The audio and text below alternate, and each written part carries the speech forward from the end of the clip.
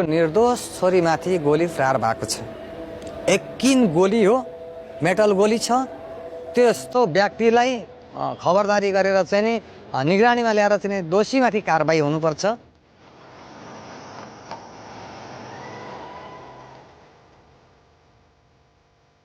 जन्माएँ, हुर्काएँ, बढाएँ, दुःख गरेर हलो कुटो कोदालो गरेर छोरीलाई यहाँसम्म पढाएँ। आज मेरो छोरी घाइते भएको छ। त्यो चोट मलाई मात्रै थाहा छ। जसले गोली प्रहार गरेको छ, चाहे राज्य निकायबाट भयो या चाहिँ कुनै निकाय भयो, त्यसको फुटेजका आधारमा हुन्छ कि अनुसन्धानका आधारमा हुन्छ कि अब कुनै एउटा अनुसन्धान चाहिँ समिति बनाएर अनुसन्धान गरेर चाहिँ दोषीमाथि कारबाही हुनुपर्छ। मेरो निर्दोष छोरीको चाहिँ भनौँ भविष्यको लागि समेत राज्यले एउटा पहल कदमी गरिदिनुपर्छ। म बेला बेलामा हेर्न गएको छु। मैले छोरी तिमीलाई के छ भन्दाखेरि ड्याडी म ठिक छु, चिन्ता नगर्नुहोस् भनेको छ छोरीले। म केही हुँदिनँ, मात्रै भविष्यमा अब अहिलेलाई त ठिक छु, भोलि भविष्य मेरो खुट्टा जुन मेरो चल्नुपर्ने मूल नसा नभएको कारणले मेरो खुट्टा सुक्न सक्ला, कुनै विशेष अपाङ्ग म हुन सक्छु भनिरहँदा चाहिँ थोरै मलाई मेरो छोरीको भविष्यमा आजीवन अपाङ्गता रहने हो कि हुन त मलाई जहाँसम्म लाग्छ मेरो छोरी जस्तो थियो त्यस्तो चाहिँ हुँदैन। मेरो छोरीले अब ठुलो ठुलो सङ्घर्ष गरेर लडेर चाहिँ अब गरी खान सक्दैन। अब त्यसको लागि त अब सबै निकायहरूले ध्यान पुर्याउनु भएको होला।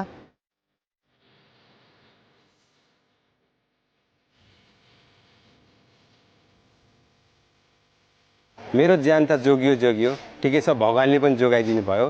तर अब मेरो लाइफ त ड्यामेज भइसक्यो। अब पहिले जस्तो म काम गर्न सक्छु सक्दिनँ र मेरो हातले काम गर्छ गर्दैन। अब त्यो चाहिँ किनकि सरकारले नै गोली हानेको, सरकारकै पक्षमा म भन्न चाहन्छु कि अहिलेसम्म त मैले जसरी तसरी काम गरेर खाने थिएँ। अब योभन्दा पछाडि मेरो कस्तो स्थिति हुन्छ, कस्तो हालत हुन्छ, त्यो चाहिँ सरकारले नै बुझ्नु पर्छ। मलाई सबैभन्दा ठुलो चिन्ता चाहिँ मेरो फ्यामिलीको चिन्ता छ मलाई। किनकि मेरो बाबा पनि बित्नुभयो, मम्मी हुनुहुन्छ। मम्मीको पनि भर्खरै त्यस्तै 1 वर्ष जति भयो होला अपरेसन गरेको टाउकोको। अनि यहाँबाट आउट भइसकेपछि फेरि मेरो पहिले जस्तो मेरो हात चलेन र मैले काम गर्नु सकिनँ भने त्यो अवस्थामा चाहिँ मैले गर्नुपर्ने के हो त्यो चाहिँ सरकारले बताइदिनु पर्यो कि तैँले यस्तो गर्नुपर्छ उस्तो गर्नुपर्छ भनेर सरकारले पनि थोरै बुझ दिनु पर्यो।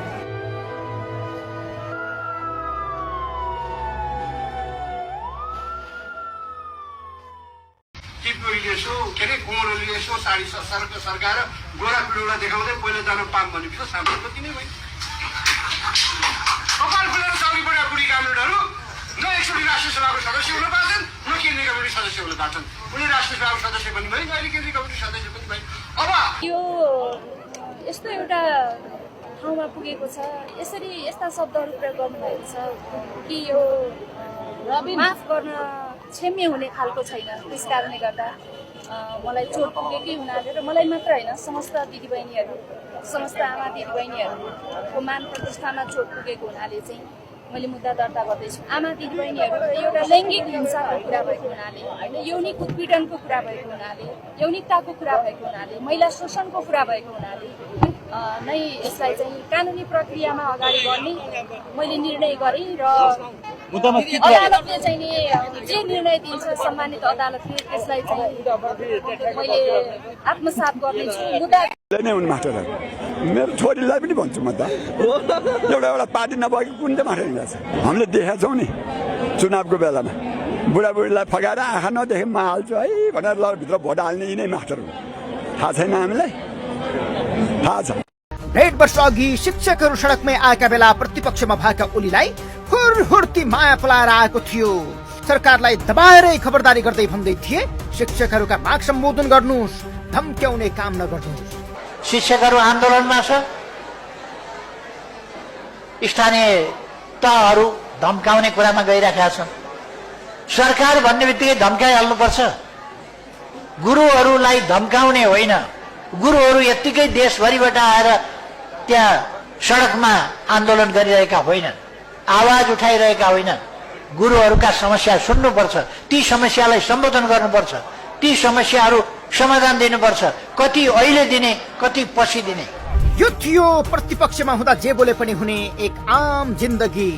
अब यो हेर्नुहोस् एक मेन्टोस जिन्दगी। सत्तामा आए लगत्तै ओलीको दुई जिब्रे रूप देखियो। शिक्षकहरू एकाएक दुश्मन जस्तो लाग्न थाले। अब ऐन लिएर जाने भन्नुभएको छ। अब यत्रो बिघ्न मान्छे सडकमा ऐन लिएर जान, किन ऐन बोक्न यत्रो बिघ्न मान्छे चाहिन्छ? ऐन त संसदमा छलफल हुँदैछ, उपसमितिमा छलफल भइरहेको छ, समितिमा आउँछ, त्यसपछि मूल हाउसमा आउँछ, त्यो संसदबाट पारित हुन्छ, ऐन त आउँछ नै। स्वाभाविक रूपमा स्वतः आउने यी सबै ऐन जति ल्याएका छन्, सडकमा मान्छे आएर आएका छन् ऐन। यसै आउने ऐनका लागि हामीले ऐन ल्यायौँ भन्ने पार्नका लागि यत्रो दुःख किन गर्नु पर्यो? शिक्षकहरूका मागलाई 400 टन 400 टन यो 1 महिना अगाडिसम्म गरेको हो। प्रचण्डजी प्रधानमन्त्री भए पछाडि 400 टन सुन अवैध रूपमा यो नेपालको काठमाडौँ एयरपोर्ट प्रयोग भएर यहाँबाट चाहिँ भारतीय बजारमा गएको भनेर चाहिँ रिपोर्ट छ।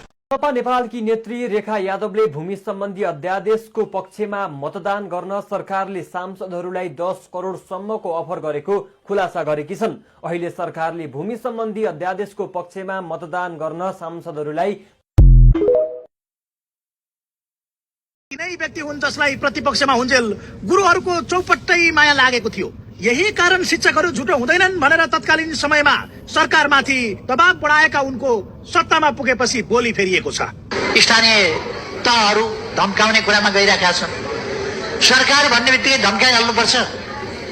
गुरुहरूलाई धम्काउने होइन, गुरुहरू यत्तिकै देशभरिबाट आएर त्यहाँ सडकमा आन्दोलन गरिरहेका होइनन्, आवाज उठाइरहेका होइनन्। गुरुहरूका समस्या सुन्नुपर्छ, ती समस्यालाई सम्बोधन गर्नुपर्छ, ती समस्याहरू समाधान दिनुपर्छ, कति अहिले दिने, कति पछि दिने। गुरुहरू नबुझ्ने मान्छे हुँदैन, पढे लेखेका मान्छेहरू छन्, बुझ्छन्। बसेर छलफल गर्नुपर्छ, माग सम्बोधन गरिनुपर्छ। ऐन लिएर जाने भन्नुभएको छ। अब यत्रो बिघ्न मान्छे सडकमा ऐन लिएर जान, किन ऐन बोक्न यत्रो बिघ्न मान्छे चाहिन्छ? ऐन त संसदमा छलफल हुँदैछ, उपसमितिमा छलफल भइरहेको छ, समितिमा आउँछ, त्यसपछि मूल हाउसमा आउँछ, त्यो संसदबाट पारित हुन्छ, ऐन त आउँछ नै। स्वाभाविक रूपमा स्वतः आउने यी सबै ऐन जति ल्याएका छन्, सडकमा मान्छे आएर आएका छन् ऐन।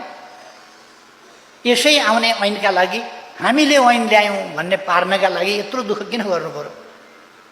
तपाईँहरूले ल्याएको ऐन, तपाईँहरू हुनुहुन्छ र त ऐन बन्यो नि। तपाईँहरू नभए ऐन कसरी बन्छ? तपाईँहरूकै लागि बनाउने हो ऐन। तसर्थ यो हामीले ऐन ल्यायौँ भन्नका लागि यत्रो दुःख गर्नु पर्दैन। म अहिले पनि उहाँहरूलाई आग्रह गर्न चाहन्छु, अहिले विद्यार्थी भर्नाको समय छ, कृपया जानुहोस्, भर्ना गर्नुहोस् विद्यार्थीहरू। एकपल्ट मैले उहाँहरूलाई भनेको थिएँ, तपाईँहरू गम्भीर हुनुपर्छ।